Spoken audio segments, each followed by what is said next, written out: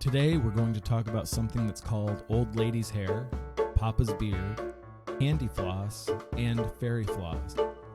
By the way, today is December 7th, National Cotton Candy Day.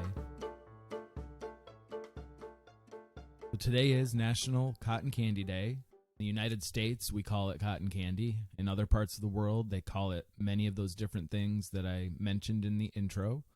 We'll actually see where one of those names came from, fairy floss. No one quite knows where Cotton Candy Day came from. It's just one of those days that just kind of happened and stuck. No real reason why it's December 7th, but we're going to celebrate it today anyway. But cotton candy itself does have a very interesting history. But before we get into our history of cotton candy, we're going to start off with our by the way fact. And this one might blow your mind a little bit. It's that cotton candy is healthier than most other sweets because it's mostly air and contains no fat. You might think it's probably not super healthy since it's just basically sugar, but it's made from sugar, but it actually has less sugar than a can of Coke. So if you're offered a cotton candy or a Coke, take the cotton candy and say, I'm looking for less sugar, and you'll be 100% correct. So back to the history of cotton candy. Would it surprise you if I told you that the inventor of cotton candy was a dentist? Yep, the candy that's literally spun sugar on a stick was invented by a dentist named Dr. William Morrison. And it was in 1897 that he teamed up with candy manufacturer John C. Wharton, and they created a machine that would come to be the cotton candy machine. The original one they invented spun the sugar around that it was poured into. Once it was heated, it started to caramelize.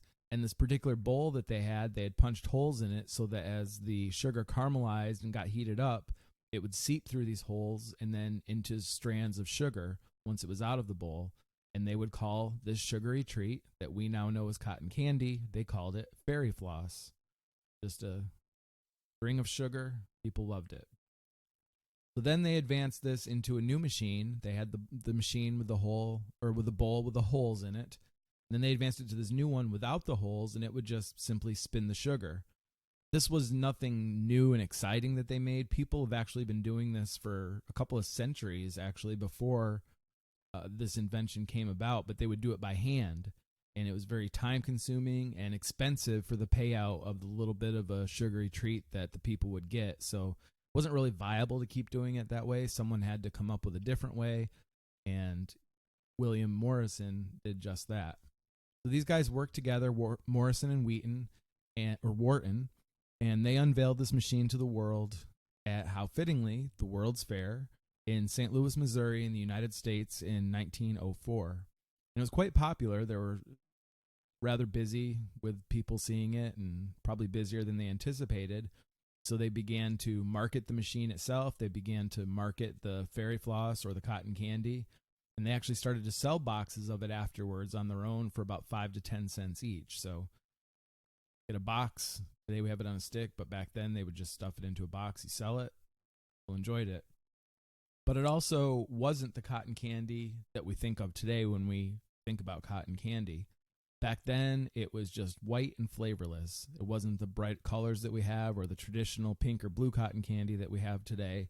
It was just white, no flavors, and today it could truly be any flavor and any color you'd like as long as you have the ingredients and the materials to make that happen.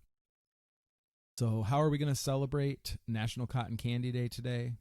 Well, if you have a fair or a carnival anywhere near you, go there right now. Drop what you're doing, leave work, leave school, and get some cotton candy. You're not going to find any better cotton candy than at a carnival or a fair. You could go all out today and buy yourself a cotton candy machine on Amazon. You can make cotton candy anytime you want to, not just today on Cotton Candy Day. And when you make your own, come up with some different flavors and have fun with it. And play around with it a little bit, see what you can come up with something interesting, and share those treats that you make with other people too, and that way they can enjoy Cotton Candy Day as well.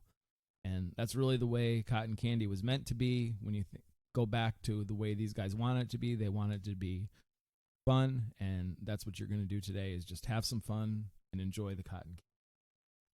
So that's going to end our episode for today. Come back tomorrow and we'll have a new episode with a new holiday for us to celebrate together. In the meantime, go to bythewaytodayis.com. You can find older episodes. You can follow, rate, and subscribe to the podcast there, and we'll talk to you tomorrow. Bye. If you enjoy By the Way Today Is, please be sure to follow, rate, and subscribe to this podcast.